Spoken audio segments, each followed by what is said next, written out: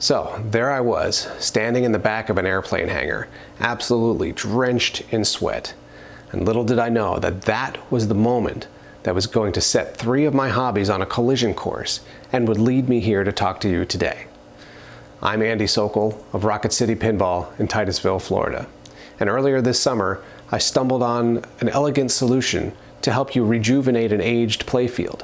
And then I took it a step further to see if this idea could be used to refresh and personalize your other games too. First, just a little background about me. I'm an aerospace engineer with 17 years experience in the industry, including aircraft, the space shuttle, and various other rockets we launch down here on the Space Coast. I exercise the artistic half of my brain as a photographer, through which I participate in art shows around the state of Florida and have won multiple awards. I'm also a lifelong pinball enthusiast. I also wanted to take a quick moment to show you some of my photography, as it plays into the story in a way too. Pinball machines are so colorful and have such intricate detail, and I've always loved using photography to show you something in a creative, unique sort of way. Maybe something you've seen but have never looked at this way before. Keep in mind my attention to detail and use of color and my tendency to look at things a little bit differently. And feel free to reach out if you need some help decorating your game room. So here's how it all came together. I still have my Sky Kings. It's in very good shape and has the most beautiful chimes, so a friend has been poking at me asking to buy it from me. So when another Sky Kings popped up for sale on Craigslist earlier this summer, I immediately went to go get it, because this meant my friend could have one and I could keep the other. Everyone always says, don't sell your first, you'll always miss it. Unfortunately, it was buried in the back of an airplane hangar, which you can see hiding in this picture, and it was in much worse condition than I'd expected. The cabinet was rough, the playfield was very badly yellowed, the plastics were filthy, there were rodent feces in the cabinet, and of course the game itself didn't work. It needed way more attention than I wanted to put in at the time, as I had a Royal Flush project I was still trying to finish. The owner, however, was already getting weary of the harassment coming in from the Craigslist weirdos, and we were both already drenched in sweat from standing in there in the heat and humidity. So instead of selling it to me, he offered to hire me for a repair job, just to get the game working again. Don't worry about cosmetics, he said. I think it'll be great just to have a playable pinball machine. I stewed on it for a bit, while literally stewing in my own sweat, and eventually agreed.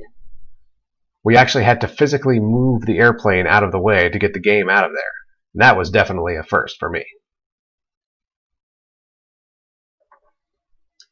I brought his Sky Kings home and set it up right next to mine, which only made its rough condition that much more apparent. These two machines had only been 6 units apart on the original assembly line, and were now reunited after 46 years, and it was obvious which had lived the harder life. After a week or so of tinkering on it in the late hours after the kids went to bed, I had it up and running and fully functional, but boy, did it need some cosmetic help. Remember, he told me not to worry about cosmetics, but at a minimum it still needed a deep cleaning. The decorative plastics were opaque and brown, and miraculously they cleaned up to that standard aged translucent yellow color. I scrubbed a significant layer of grime off the old playfield, which confirmed how yellowed the clear coat was. It pained me greatly not to rebuild the pop bumpers nor replace the spinner decals, but that wasn't part of the job. I was finally ready to reassemble the game and finish it up, but I ran into the problem I know many of you have encountered before. Of course, I couldn't in good conscience reinstall those old, brittle, cruddy plastic posts. I had some brand new posts on hand, but their fresh white clashed dreadfully with the yellowed playfield and aged plastics. The new posts were so crisp and bright they only accentuated its poor condition and made the game look really bad. I even tried some other slightly aged posts I'd removed from another machine, but even they had the same problem. So I was in a pickle, because I couldn't put the old ones back on, but I couldn't put the new ones on either. I needed some other solution. So, enter the new hobby. Thanks to being stuck at home due to COVID precautions, my daughter and I had recently taken up 3D printing. We've been having a blast. She's been designing dragons, and I'd already used it to create a few new parts for my pinball machines, like these custom mounts for toy vehicles in my Jurassic Park, and these neat little light shields that block errant light from spilling over into nearby inserts under the playfield. My daughter had been trying to print another dragon in some gold filament she'd asked me to buy. I went to check on it and found that the print had failed, leaving behind a half-dragon, half-spaghetti monster. Knowing she'd get a kick out of this, I was carrying the dragon across the room and happened to walk past that old Sky King's, and it struck me that the gold filament matched perfectly. The solution to my post problem was instantly obvious. I needed to 3D print new posts out of this gold filament. A friend of mine sent me a model of a post that I could print. I fired up the printer and churned them out. They were such a perfect match, they blended right in. Think about it. Think about all the yellowed plastics you've seen. They're not really yellow, they're more of a gold. Think about that yellowed playfield. That discolored clear coat isn't really yellow, it's more golden. So, unless you're planning to strip the clear coat and re-clear it and replace all the plastics, then these golden posts are the perfect solution for rejuvenating that aged playfield. Here's a photo showing how wonderfully the golden posts look compared to various other options. That seems like an obvious choice. Here's the original posts, here's the lightly aged post, and here's brand new posts. They just clash so brightly with that yellowed clear coat and golden plastics, so the golden posts look fantastic. Their silky shine helps breathe new life into that buttery playfield without the harsh, stark contrast of the bright white new posts. So I outfitted the machine with the golden posts, returned it to its owner, and he absolutely loved how the new posts looked. Here's another look at a few more locations where I'd installed the golden posts. As you can see, the match is perfect. Such an elegant solution to this cosmetic problem.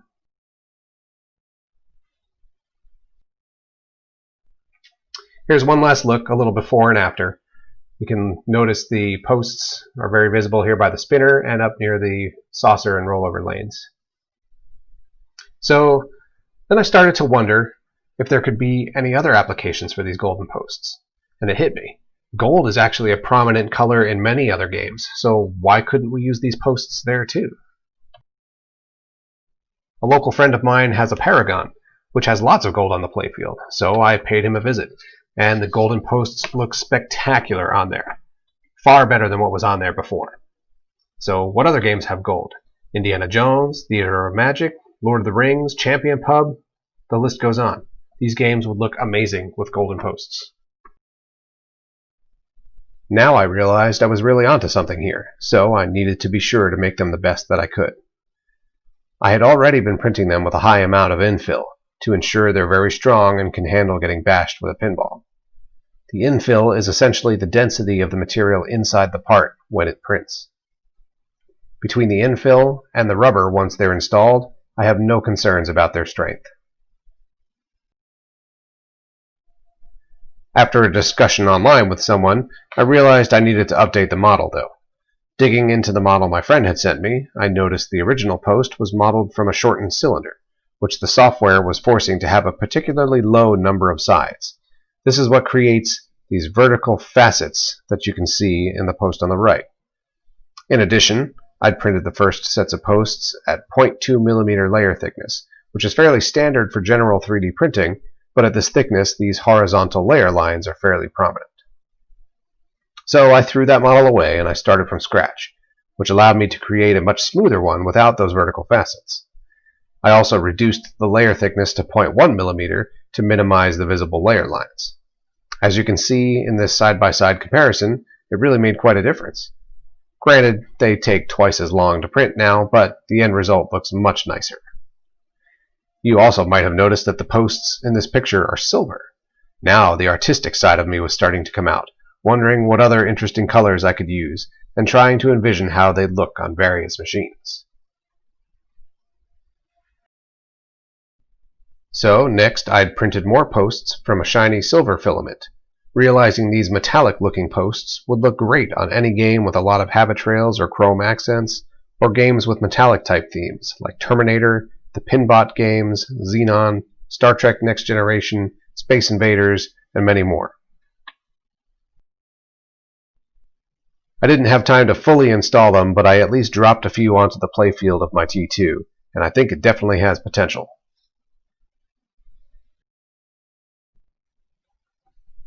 To round out the metallic color trifecta, I also tried some in copper, and I loved them. Think Mary Shelley's Frankenstein, Fire, Junkyard, NBA Fast Break, that crazy old Orbiter 1. You can probably think of a few I haven't considered. Okay, so check this out. This idea really excites me. They make quote-unquote wood filament for 3D printers. It's still plastic, but it's infused with sawdust, which gives it a wood-like color and texture. These would work for games with wood as a prominent part of the artwork, like Fishtails, which has that wooden boat in the foreground, Black Rose on the deck of that pirate ship, or even Buccaneer and Ship Ahoy with the prominent wooden ship steering wheel in the center. Or what about wood rails? Wood rails have huge potential for these posts, for one important reason.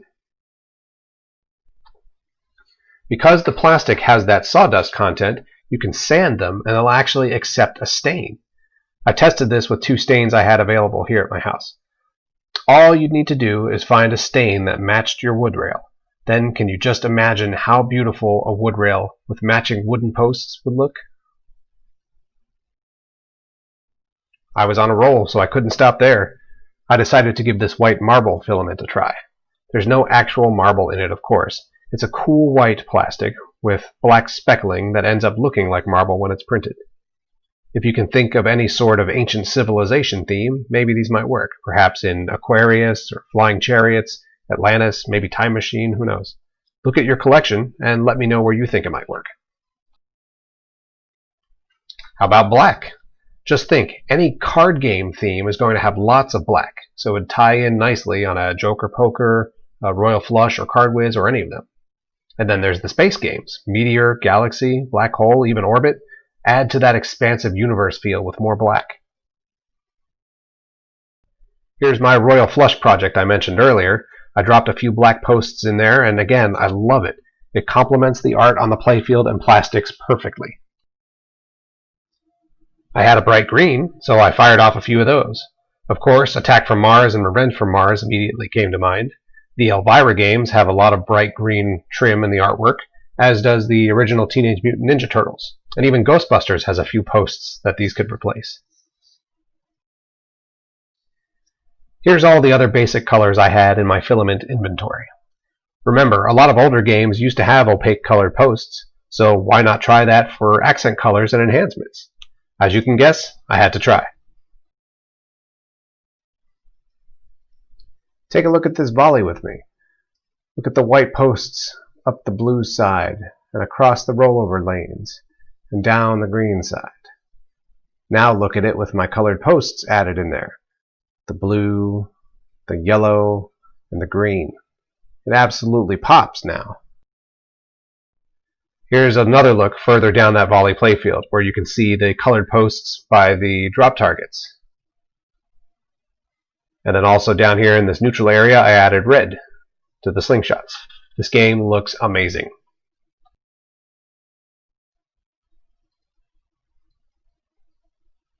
Remember my Sky Kings, which was in much better shape than that other one that got me here? Take a look at this. Here's the before shot with the white posts.